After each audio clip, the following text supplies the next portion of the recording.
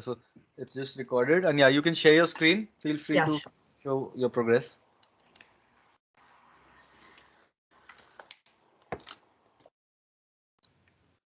So let me know once you're able to see it.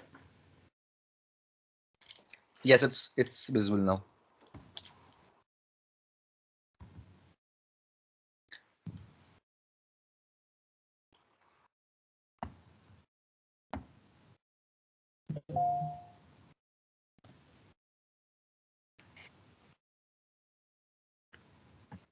Uh,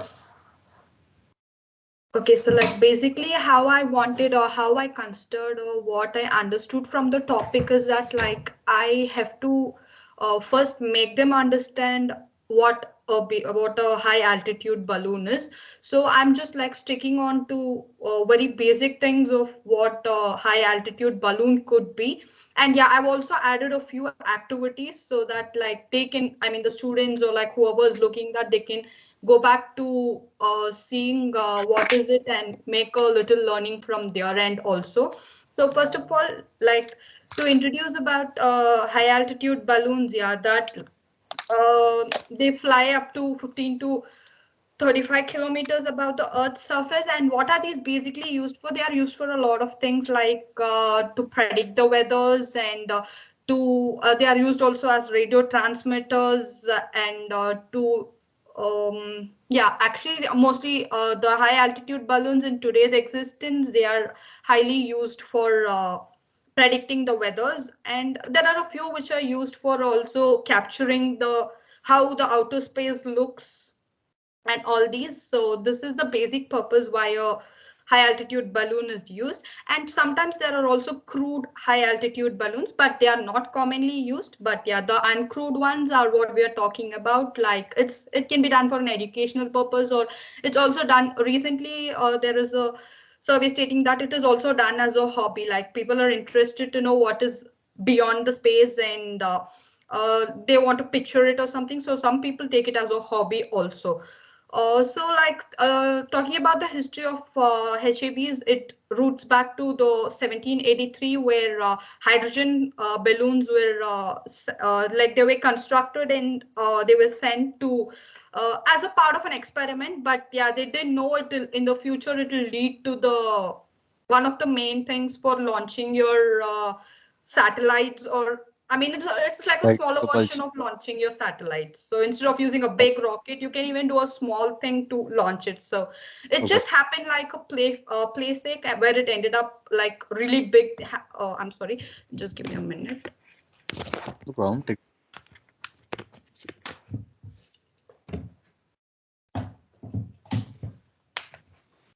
Thank you. And talking about the design, it is not really complicated. It just consists of a balloon with mostly it is of latex material. So by far it is found that that latex material is able to fly higher and it is only affected in the UV region of the atmosphere. So it consists of a balloon and the gas to be filled of your choice. It can either be hydrogen or helium. Yeah, helium is mostly being used, and the recovery parachutes and the payloads or the balloon sats. And it consists of, it may also include a receiver uh, and a transmitter technology. And yeah, on our end, a software to decode the signals. So if we don't have a proper receiver or transmitter, we can use a software to track the signals that's being sent from the sats. So yeah, here I've included an activity like the students have to find like a few successful launches. So this is all there online. They can just find a few successful or unsuccessful. They can just find out a few HAB launches that happened over the years, and they can predict. I mean, they can come up with an interpretation as to what could be the success, or if it has failed, what could be the reason for the failure, and they can give their own choice for it. So as I told, materials used in HAB is mostly of latex balloons, helium, hydrogen gas, parachutes and transmitter receivers and balloon sats. And yeah, here I've included an activity too where they can use so as I told, mostly latex balloons are used. They can come up with some alternatives of for these, like yeah, instead of helium, hydrogen, maybe something else better can be used, or instead of latex balloons, some other balloons can be used. So it's also a part of cost cutting, and they can think from that point of cost cutting. And maybe if you consider some other material than latex, it can travel even, it can go past the UV region of the atmosphere. So that also I've considered. And yeah, the end-to-end process in building an HAB is like, yeah, as I told, it's a very simple design. A balloon carries all of it, filled with oxygen and everything. A balloon simply. So basically, like, it's just a balloon, which we decide what it carries. So design all depends on us. So whether it carries a sat or a camera or a radio transmitter, it all depends on us. Yeah, and the factors considered. So when you're going to launch something, there are a lot of launch something into space. There are a lot of things to be considered, which I consider the most important was the weather conditions. So you should be able to know if your satellite can, I mean, if your balloon can withstand the temperature or the changing temperatures, especially, and the climatic changes. So if there is a sudden windstorm or something, how is your balloon going to go to go through? And yeah, one point I haven't added is it shouldn't go in the pathway of the flights or something like that. It shouldn't disturb that pathway. It should have its own pathway, which is not disturbing anything that's happening in the nature. So everything should be normal when it's launched. So that is the biggest consideration. And use of technology. So I felt more of an advanced, I haven't outlisted what technologies to be used, but I feel like a more of an advanced and reliable technology should be used, because this is not something we are doing it on Earth. It's going beyond space, which is beyond our limits. So I think considering a reliable technology, even if it's advanced or not, but a reliable one should be fine with the launch when we are considering to launch HAB. So a reliable technology should be considered. And yeah, activity 3 would include asking the students to give us a few technology advancements they would consider in their for building their HABs. So if they're going to build a HAB, what technology they want to consider. And bill of materials, I've just given a rough draft of it, like is serial number, the material or technology used, and how much it costs. So this is just given an overview of, an overview of how much their HAB would cost. So yeah, activity 4, I think this would be the last activity. Now that they have a general idea about what a HAB is. So it's mostly a balloon, that's all. Within a balloon, what you send is there. So I just want them to provide the panel with a list and also the cost of items they would consider in developing their HAB. And also, like, I've encouraged them to do a low cost one would be appreciable.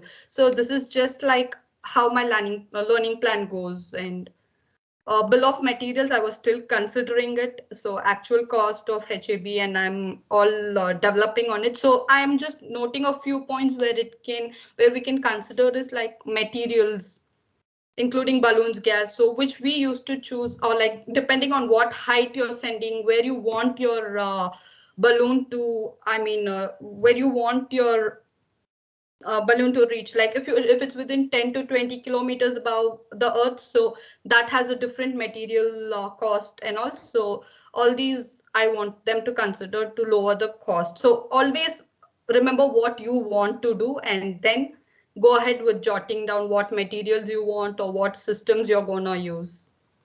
Okay, so for now I've done only so much. So, Anupriya, first of all, I think you took 7 or 8 minutes right now, almost. That's one feedback. Uh, Okay. do like make sure, yeah, make sure you time your presentation accordingly. Yeah.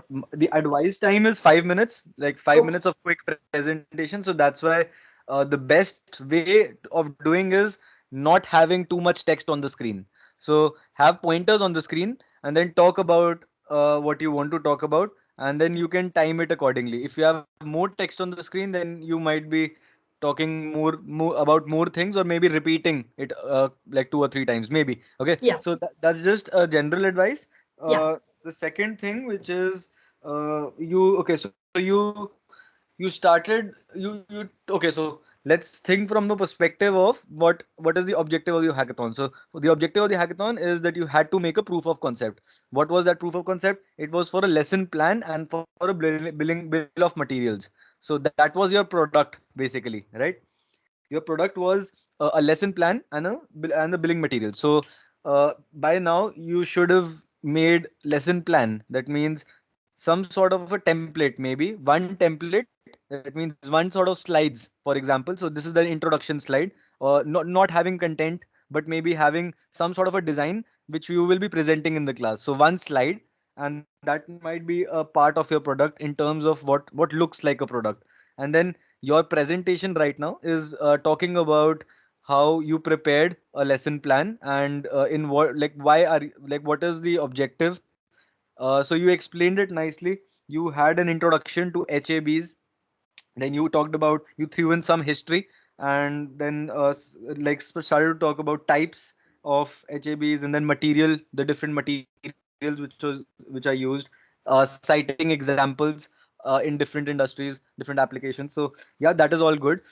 Students, your students, the students who will be like receiving this lesson plan, they're your go to market, they're your clients, they're your customers, right? Your product's customer is the student which is using your lesson plan. So that means you have designed the plan. Like, I saw the plan, it was nice that you had activities. That means those activities were for evaluation of your client, or that was also a part of your product. So that was from the language of a product or a hackathon. But now coming to teaching, or the pedagogy challenge which you actually have. In that challenge, you have to prepare a lesson plan and a bill of materials. So these are the two deliverables which you should have done by now.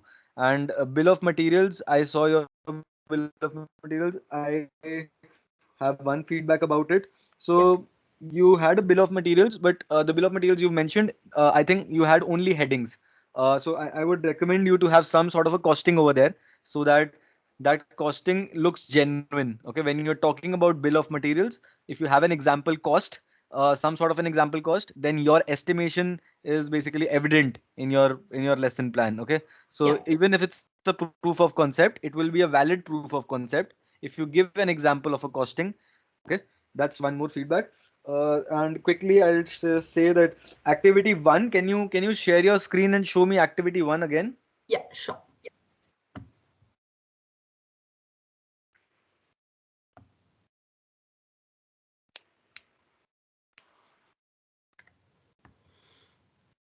Okay, so activity one was identify few HAB launches, and from your point of view, explain what could be the reason for success, failure of the same.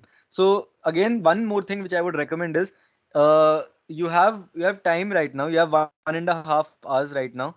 You can rapidly prototype and bootstrap a lot of things, and this is the last 1.5 hours. So 1 p.m. Irish time, I would need a presentation which would be sent to the judges, and I will be going on to maybe I'll be going on a call with them. And 3 p.m. onwards, the presentations are actually starting. So 3 p.m. onwards, there's a presentation, and then you'll be sent a schedule. So what I want you to quickly think about is these activities. So you have given a good brief on, okay, introduction to HABs. These might be, what you need to mention is, when you're talking about a lesson plan, you need to you need to quantify learning units. Okay, you need to quantify learning units. That means a whole lesson plan can be divided into smaller learning units, individual learning units. One learning unit might be just setting the introduction to the module. Okay, Yeah. one learning unit might be providing background, or maybe providing some prerequisite knowledge to methodology. And then one learning unit can be a part of the methodology, which is maybe one of the units, maybe one of the content topics. Okay, for example, one of the material types. Okay, or types. Okay, for example, a chapter on types of HABs. So this is how you need to quantify. Okay, this is how you need to quantify your learning plan. You have an abstract idea right now in front, and you need to like make it more organized. You need to make Yeah. it more organized in terms of, okay, imagine this is a lesson plan for how many weeks. Okay, and Okay. you build it according to the weeks, and how many hours are you giving for this lesson plan. That means if you're lecturing okay, or if you're if you're giving a tutorial, or maybe it's a lab, maybe it's a practical like practical go through or something like that with the students, right? So you need to be clear on the Yeah. delivery mechanisms, that how are you evaluating specific things. Like theoretical concepts are fine. Theoretically, you might be giving some lectures in the as a part of the lesson plan. But if you Yeah. think that you need to evaluate the student at the different moments of the semester, so that the end goal can be achieved, which is designing or learning about the high altitude this balloon, right? Yeah. So that's just my suggestion for you to quantify it into learning units. Like quantify your module into learning units, make it more organized. You have the basic content, Yeah. and like while quantification, give more examples, and like have more to your product. Okay, now in the Yeah. last 1.5 hours, you have to just add on things to your product, like Yeah. expand as much as you can. That means make a template, copy that template 1 2 3 4 5, show that okay, these are all my lectures, and open one and show one example, and that would have a good design of a PPT, and that might have some headings, right? And I just have 2 more minutes for the next call. So any more questions for my side? No, I'm good. I'm able to understand it. So yeah, maybe I will make the changes and work on it accordingly. I hope that's helpful. And Yeah. let's see. Yeah. Let's cross fingers. Best of luck, Anupriya. Yeah. And I Thank hope you. you'll do well. That's amazing. Just also just before I drop off, if you just get time, you can maybe shift your PPT to a template. Just like it's a feature in PPT presentation itself. You can like any preset presentation, you can set the theme. So just change some design, maybe just Yeah. slightly, Yeah. Sure. I will do nothing it. The big. final one. Yeah, Yeah. I'll yeah, do yeah. it. That doesn't matter when you have a lot of content and when you're talking your content in a nice manner, in a good manner. But yeah, if you get time, then immersivity is something which you could do in your own presentation, right? You can have more Yeah. immersive presentation by having some animation or good graphics or something like that. Yeah. Great. Yeah. Okay. Yeah. I think that's basically it for the practice presentation. I hope you do well for the final one. Best of luck again, Yeah. and I'll see Thank you you. the judging then. Bye bye. Yeah. Sure. Bye bye.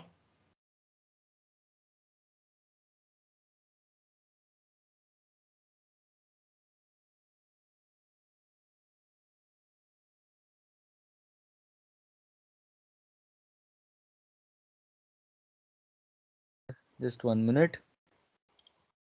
Great. Okay. So yes, you can start. Hi, so this is the title of our project, which is Space Brewsker. Brewsker basically just means rubbish in Irish. So next slide. And this is our team, Nutsa, Mikey, Rania, Johnny, and me, Arona. We're all computer systems students at the University of Limerick, and we came together to do this project. So, excuse me. So basically, our challenge involved developing an open source geospatial application which displays and locates all current known space debris orbiting the Earth in real time. So, why our challenge is important? Basically, the amount of of debris orbiting the Earth is continuing to increase, and this will lead to a lot of issues down the line, such as access to space for future missions, which in turn will impact exploration and even routine aspect for our life on Earth, and also an increased risk of collision with and damage to functioning satellites. So, an example of some of our stakeholders would be space agencies, space education, and then the people of Earth as well. So, what we hope to achieve with this project would be, I guess we want to provide a pleasant UI for users to view the extent of which space debris has essentially polluted our Earth's orbit. And we want to also shine a light for future generations to care more about the consequences of what we leave behind in space and hopefully increase collection of space debris. Hopefully, once people are more aware of this, we can eliminate space debris as a factor considered for space travel, for pollution alike, and before it becomes a real problem. So it's better to deal with it ASAP.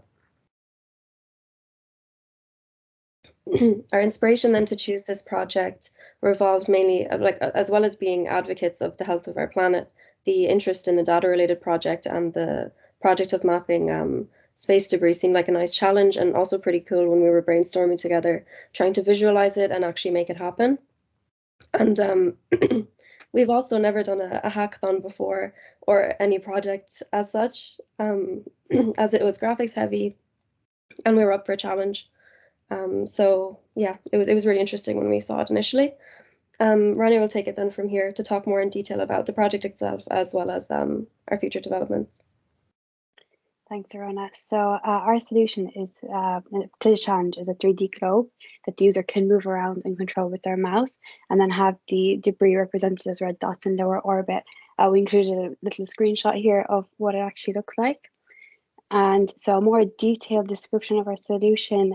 So this project works by displaying a 4K 3D globe in which the user can freely navigate and view all the respective space debris locations represented by the red dots. And the data is read in the main.js file, and then it's used to plot these red dots above the Earth's surface. The file uses 3JS for creating the globe and its movement, and for creating the red dots above the Earth. And it also uses satellite.js for getting the position and the velocity of the debris, so we can accurately map the debris in real time.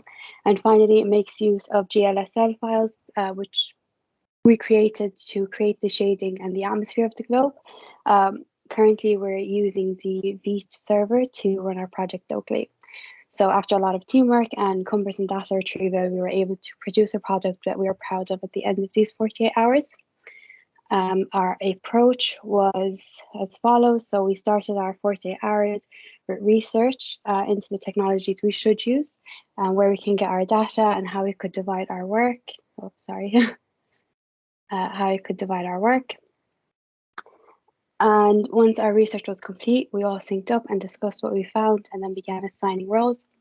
And then we began with downloading the data into the format we needed. And then we moved on to implementing a plane sphere, which we later mapped the world onto. Next, we mapped a single red dot coordinate onto the globe and made sure that it took into account the altitude and hovered above the globe. Next on the agenda was to read in the data and have multiple red dots appearing in accordance with the data. This sounds like it was very straightforward and easy process. However, this is what caused us the most trouble, was getting the data in the right format that we needed. And finally, we focused on appearance of the globe, adding in shading and shading elements to our best to represent our world in its true beauty. The challenges we faced were getting the correct data format, as I mentioned earlier, and the lack of sleep, of course, didn't help much. It's also why we have our cameras off at the moment. And another challenge was that most of us had never even touched JavaScript before. So we had to pick up that language, and we had to produce a viable product at the end of 48 hours using it. And finally, shading the globe and creating the atmosphere was more difficult than we anticipated, because of the syntax that we weren't used to, and then also X and Y and Z axis wise. But we got it to a point that we're happy with now. How we solved these challenges was through a lot of Googling, and then speaking to mentors and discussions with each other. So future developments, we would like to include as a future development is a representation of the growth rate of space debris if it's left unchecked. So this will include some machine learning to plot some future data and show everyone how important it is to act now. And also when a user hovers over it, so like what kind of debris it is and how long it's been there, etc. And finally, better graphics when zooming into the globe, maybe a Google Earth kind of implementation where you can keep zooming into countries and cities, etc. So thanks from us all, and thank you for listening, and we'll take any questions you have now. Great, amazing job, guys. That's insane. That's not bad. Honestly, that's really good for 48 hours and lack of sleep, whatever challenges you faced. It's to pull off a, a proof of concept, honestly, which makes sense to me. But then when that's me, right? When you're in front of the judges, these judges are very experienced people. So I'll just introduce you the judges as well, because that's a public thing now. So the three judges are Professor Mike Hinchy, Dr. Nikolov, and Dr. James Patton. So they have experience with geospatial technologies, and they have worked with geospatial technology. So I would recommend one thing which is not technologically my contribution. The only contribution technology wise is But okay, your proof of concept. Do you have a demo first of all? We don't have the demo recorded yet. We're about to record it. Okay. So even if you do not have a recorded demo right now, okay, right Yeah. now, if you do not have a recorded demo, you can actually show the demo while the presentation is going on, right? While the Okay. presentation, like while sharing your screen, and you can make it by the evening. Like that's you can get time to make that those Mhm. 30-second the demo which you need to make, right? But generally, like the demo for the presentation in front of the judges, that's something which you show. Okay, so like whatever you have, whatever proof of concept or whatever prototype you have, you show that. But besides that, certain typos in the presentation. After that, space agencies. So when you talk about space agencies, if you scroll up slightly, when you talk about the target market, the stakeholders, yeah, the Yeah. stakeholders. So space agencies, space education, people of Earth. I like this is just a genuine, like general recommendation in hackathons. When people are talking about target markets, uh, you have identified a good one, space agencies. That's a good target market. But when you write people of Earth, that's something which is very general. It is not a target market.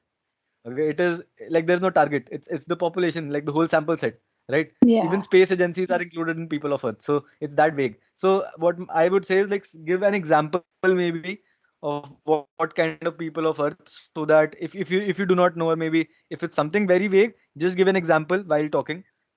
If you do not want to edit that, but yeah, edit the people of Earth maybe. That's one thing. Then what we hope to achieve, that was good. Inspiration was very good. Your inspiration and in the slides. Can you scroll down now slightly? Yeah. This was all great. This was all great. Yeah.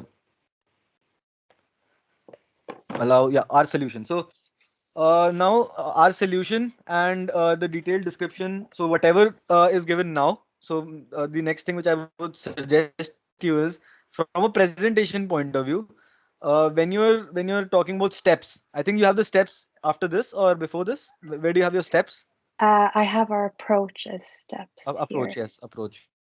So you have the approach over here. So just I don't know, like if that's possible right now or not. But while presenting, just for immersion, because when you're talking about 7 steps, it is very long. People would lose you after 3 or 4. So just so you have interactivity while explaining your approach, because this is the main thing which you'll be selling in your product, right? As your product. So to an investor or any stakeholder sitting in front of you as a judge, you want to explain this. What you can do is make it into a flowchart, I guess. Or yeah, make it into a flowchart and then have some animation. That means, okay, you've done your research, you have a number which is loaded maybe. Discuss findings, you have a Mhm. animation of person loading. Okay, download data. You have the data set, so a table loaded now, and then implement a plane sphere. So everything is scrapped and implement a plane sphere on the map of a world. So that's your plane sphere, a photo of a plane sphere, and then you say map a single red dot on the globe. So then a red dot is mapped onto the map. Yeah. Okay, and then read in the data when multiple red dots. So you have multiple red dots, and then you have an animation, just a data. Okay, I don't know if it's possible, but it's just animation. Like I can do it in 10 minutes, but I'm not your teammate. So this is not rocket science. And seventh is focus on appearance of the globe to represent our world. So yeah, it's just for visualization. Okay, just for visualization skill. Maybe have a better visualization within the presentation, because you are dealing with geospatial technology. It's difficult to Mhm. difficult to make some other person visualize just by talking theoretical concepts or giving them text, right? So Okay. it will be good in your presentation if you have some sort of images, whatever you're doing, or maybe images from your own product. Yeah, Okay. that would be better. If you have images of your own product, layered images basically in animation on top of each other, you can do that. That What sounds else? good. What else? Can we go down? Challenge phased. Yeah, this is okay. Can scroll down. Future developments. Yeah, this was also okay. So this over here, you've written nice. These 2 points are nice. Representation of the growth rate of space debris, which is left unchecked. Yeah, this is something which you should have a future feature as in your product, and then provide more information of each red dot when user hovers over it. Yeah, maybe. Okay, so yeah, again, this is something where you can add maybe some images or some visual imagery, because this is good. All of your content is good. I just want to suggest that you have your design, which is very good. So design is very good, content is very good. Yeah. What is missing is explaining it to someone and making them visualize the same things which you're talking about. And that's the only thing which is missing in this whole presentation. Other than that, and yeah, demo. So the reality, the validation part. That yeah, the validation is also very important. That how come your proof of concept is valid? Okay, how come it is valid? So you need to tell that, okay, there is a lot of research which is done, and maybe give some examples of the pre-done research. That's one more thing which I found which Yeah. was missing. That you can add some research points like background research examples, just two or three valid examples, talking points. Okay, just talking Yeah. points. Yeah, something like that. Facts, or yeah, Okay. how you can, how you are legit, how your project is legit, by stating some facts that, okay, some competitors might also be doing something like that, but this is where we are better, or this is where, yeah. So comparison with some similar, maybe comparison with a competitor. Uh, Competitor might not be doing exact same thing, but might be having some similar use case. So Yeah. yeah, these are some points. Any other questions? Um. Any No. questions for Well, me? I don't have any. Yeah. But I Anyone don't has have. any so questions? this we need to submit our last 1 p.m. um 1 p.m. Okay. Yes, What yes, typos 1 did p.m. you mention we had? Sorry? I think you mentioned we had typos. Oh yeah, I think there was one typo. There was one typo. There was one typo. I am not sure about many typos, but there was something like it was a heading. It was a main heading, I think. Oh God. I'm not Okay. sure, but yeah, No problem. Oh, I see it. Yeah, it's importance of the challenge. yeah. There was like it is fine. So Yeah, that's why tomorrow. it's Yeah. practice presentation. It's totally fine. Okay. Mm, cool. But Okay. great job, guys. Best of luck. Great job. Thank you. And any Thanks. questions for me? Anything you want to ask? Anything? None from me anyway. Great. So also just And before I break off, one more thing, time it nicely, time it in a proper manner. You went, I think, 6 minutes total, but try to do it in 5 minutes, and then have 5 minutes for question and answers. Right now we had a 20-minute slot, that's why we were able to talk that much, Yeah. right? But then we have three judges, and you'll just have time for presentation, and then question and answer is very important. So yeah, uh, have like time it properly. You have time right now. You can do all of that. 1 p.m. is not a very hard deadline, so don't panic if you're 12:59. So you can send me at 1:05 if you're getting very, very late. But yeah, please respect the 1 p.m. timeline. That's something which I don't want and that. is that Yeah, sorry. submitted through a form as well, or do we just You can like send the that in. You can send that into me. You can send that into me as a okay? PDF. So okay, so this is a PPT, right? You might have a PPT. Just send a PDF version to me, and this PDF version is only for me to send to the judges so that they can print it out and read it properly if they want. Other than that, PPT is something which you will present, right? So Oh, Yeah. so we have to share our own screen. Yeah. yeah, share your own screen. No worries. Great. Okay. And for the actual so are we up against other people doing the same project or other people doing different projects? So people are doing different projects. If you might have seen yesterday's slide deck, there are 5 different ideas. Like you might have seen those. Yeah. If not, check it out. Those are the 5 general criterias, and challenges are different, right? So there are different challenges, different kinds. Judges will Yeah. be judging upon those 5 categories. Yeah, and like it's fine. These judges are experienced enough to evaluate different kinds of projects. So yeah, that's why we're having these judges. So okay. I have one last one. Uh, I yeah, I yeah. have Go an ahead. appointment at 3 p.m. Would that be okay if I wasn't able to attend the Totally presentation? fine. Totally fine. It's totally fine. Okay, thank you so much. Okay. That's perfect. Best of luck. And yeah. Okay. Best of luck, everyone, and Thank good job. you. Thank you. Thanks. Bye. Thanks.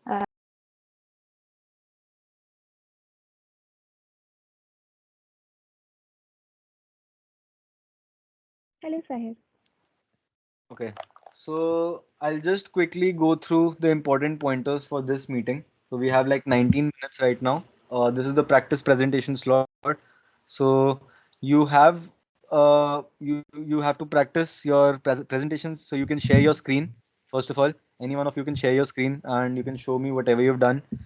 Meanwhile, I would just say that you will get 10 minutes in front of the judges, and those 10 minutes is in your hands. But the recommended strategy is that 5 minutes you use for delivery of your pitch or the presentation or the PPT, basically. So voiceover for that PPT you do in the first section of 5 minutes, and then you give 5 minutes to these judges to validate your knowledge and your project. That means question and answers. So that's the strategy which you should go for. So you can start your 5 minute presentation whenever you want, and then we can discuss more. Yep.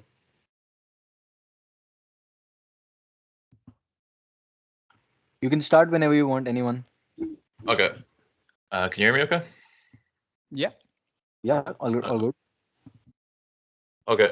The challenge we're doing is when light throws us curveballs, and our team name is Space Bean Hunters. So the obvious place to start is, of course, explaining the problem. So the challenge we have chosen is when light curves throw us curveballs.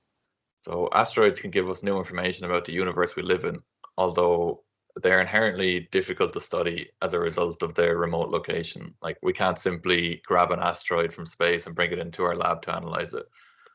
However, from Earth, we can capture the light intensity of the faraway asteroids as they rotate, and we can use that to plot the light level over the rotation to create a light curve. And we can use that to determine information about the shape and rotation of the asteroid.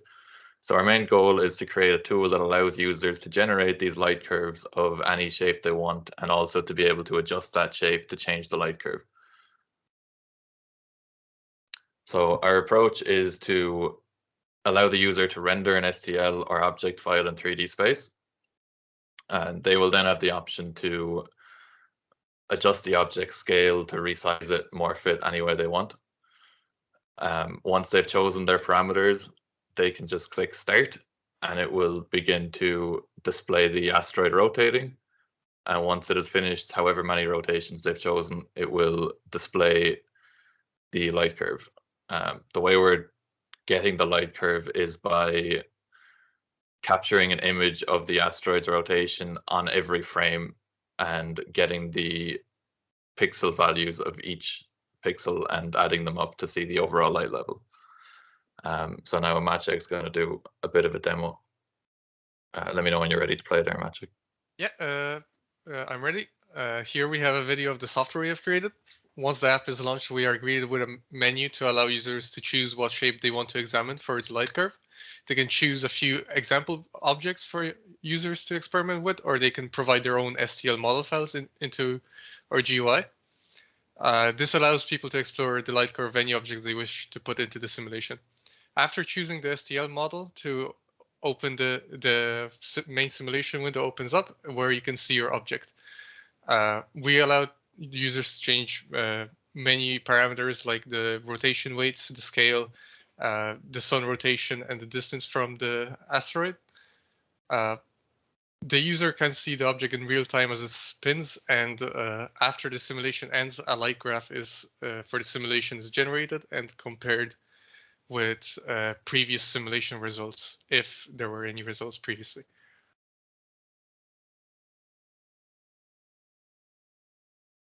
Okay.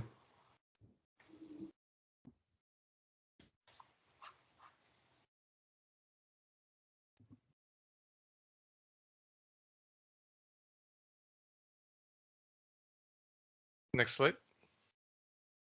Yeah, and here we have a closer look on how the graphs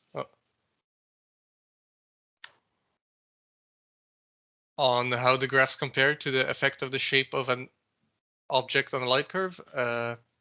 We use the Bennu asteroid to model to generate the blue line on the graph and afterwards we change its shapes and In the following simulation, we receive the yellow line. So how valid is this solution? We're generating the light curve using a rendered image of the asteroid model, and this mimics the physical process through which real asteroid light curves can be measured. So long as the asteroid stays within the viewport that we're measuring the pixel data on, and so long as the object is sufficiently large that changes in the lighting register correctly when comparing the image, the light curve will be valid. However, this does have some limitations. We currently do not consider how bodies move along their orbit. So if we have a very long period rotating asteroid, how the angle changes as it orbits isn't being currently considered. And another thing we aren't currently considering is the Yorp effect, which is an effect due to thermal radiation that changes the spin of an asteroid due to photons being emitted from the sun. And because of that, we can't currently do the light graph of an asteroid that is tumbling. However, regular rotating asteroids, we can do a light curve of. So the tools that we have developed will cater to a variety of groups with its easy to use user interface. And the groups we would envision adopting our project would be Asteroid Impact Monitoring Team. Asteroid miners can also utilize the information of asteroids as it can help them to extract the resources from the asteroids. For example, the asteroid 355 Eamon contained over an estimated 6 trillion USD worth of metals. Hence, information on near-Earth objects such as asteroids can prove out to address the scarcity of resources on Earth. And this information can also be utilized by space program teams to identify the near-Earth space traffic for their plan. And then Deep Space Mission Team, Close Proximity Operations Team, astronomers, research field, and communities of researchers and engineers working on impact physics, planetary defense, and seismology can also use this information. And the educational context could be in a primary to tertiary level of education.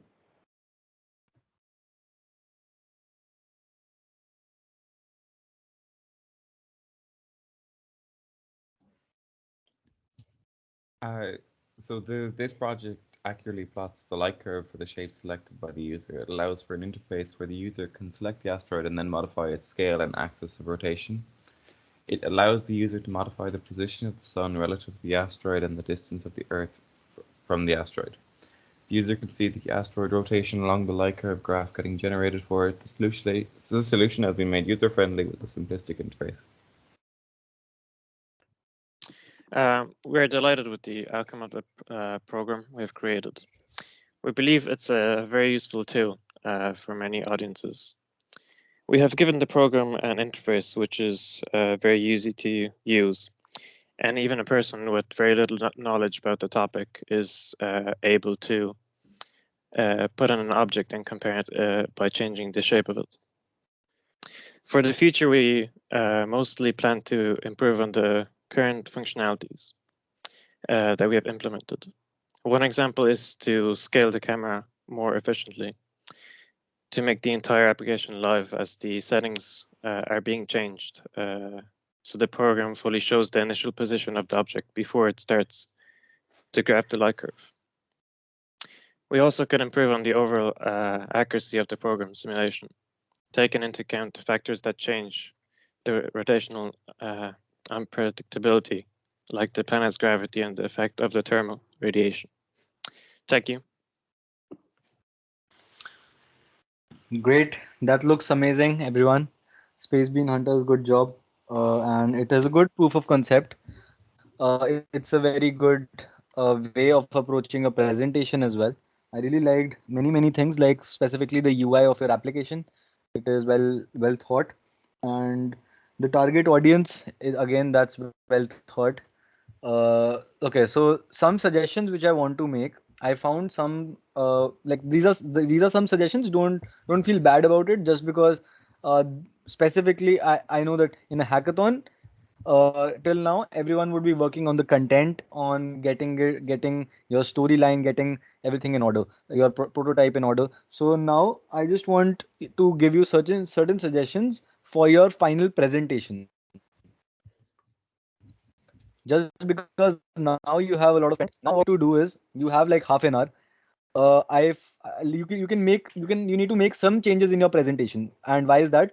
I found that your presentation first part was amazing, everything was fine, but the second part had a lot of text. So there was a lot of text on your slides in the second part of your presentation. So if you carefully slide up before below the I think slide number 7, if you see, can you scroll up? So validity of your solution. You're talking about a lot of important concepts over here, but what you can do is maybe have a diagram or a flowchart or a table or something like that, which you focus on, and then you talk about it.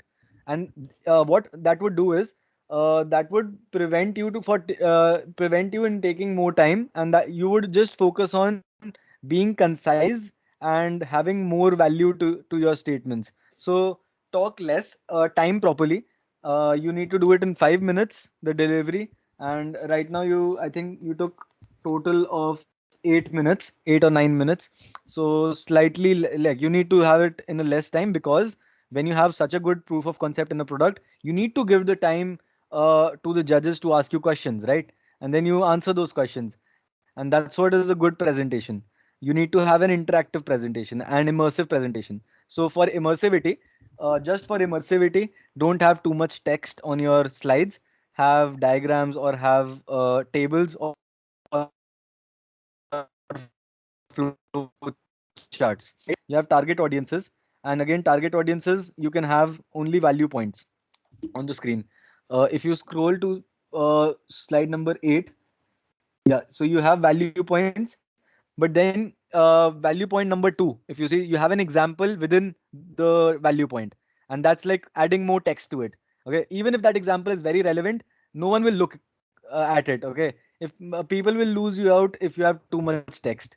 They'll try to listen to you, or they'll try to see on the screen, and nothing would match. So have less pointers on your screen, talk more sense. And yeah, basically that's the only suggestion which I have, because you have a lot of content and you have a lot of legit content. So if you have a lot of legit content, package it properly, shape it in a very concise manner, so that you have less words and you talk more. I hope that's understandable. It is, yeah. And yeah, and I don't have any other. Yeah, future. For future slide, can you show me the future work? Yeah. We believe you have created a useful tool that can be used by scientists, hobbyists alike. The tool is easy to use and gives an intuitive understanding of how light curves work. In the future, we could improve the tool by adding further. Okay, so in the future, we could improve the tool by adding further polishing some features. For example, allowing the camera to scale more effectively. So that's one example which you're giving. Uh, when we have a slide for a future work, right now you just have a lot of text and less value. Okay, in this slide you have and like you need to focus on having less text and more value.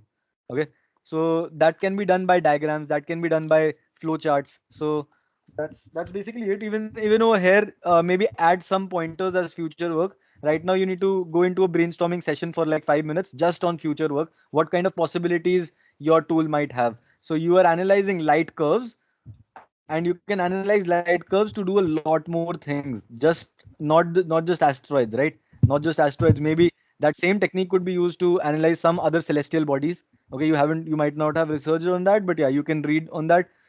You can read, yeah, you can be creative over here. In a future work, you need to use your imagination, use your experiences from your sci-fi movies maybe, but yeah, use your experiences to imagine what can be possible in future. So this tool is a very valuable tool in my opinion, and it could be used in many different places. You need to think over it.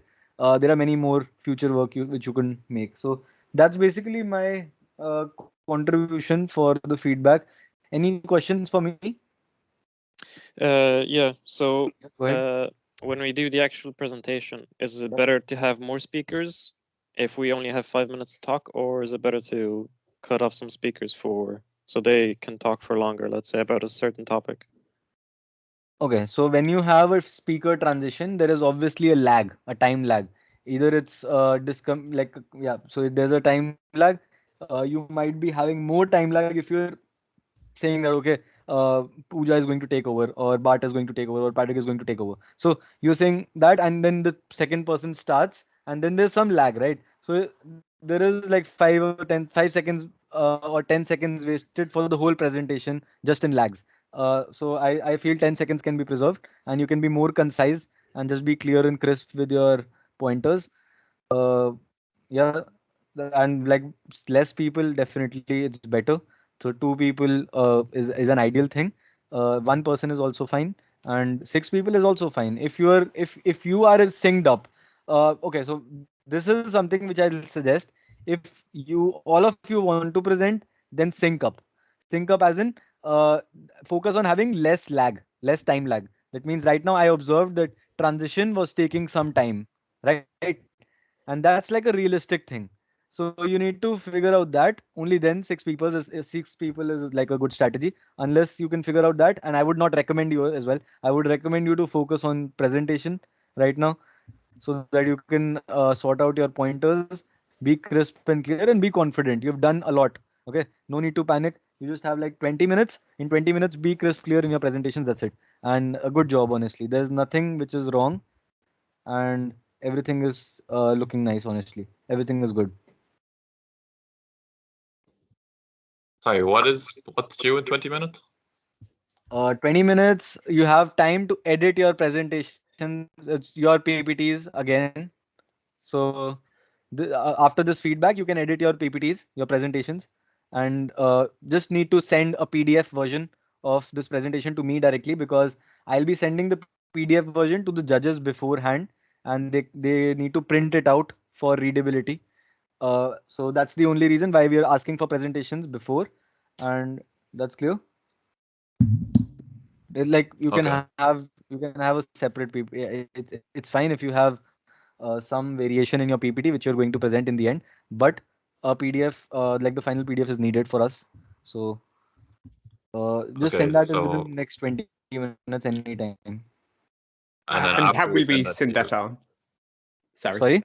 How will we send that on to you? Sorry. You have my mail address, right? So send that to me directly. I'll be sending over to Professor Mike Hinchy, Professor Dr. Nicola Nikolov, and Dr. James Patton. These are our judges. So they'll be judging this event, and I just need to send it to them so that they can print it out beforehand. Perfect. okay. And Great. is the actual official Great. presentation at 3 o'clock? Yes. So 3 o'clock. If you haven't received the link, you would receive a link soon. And 3 o'clock is all the presentations are at 3 o'clock. Okay, One by cool. one. Thanks. You will be given a schedule as well. You'll be sent a schedule as well in the next few hours. Yeah, in the next hour, I guess. Any questions for me? Okay, so I have another meeting starting now, so I'll hop off. And thanks again. Thanks everyone for the practice slot. And best of luck. You will ace it, I think. Best of luck. Okay, Thank thank you. you. Thanks. Thank you. Bye.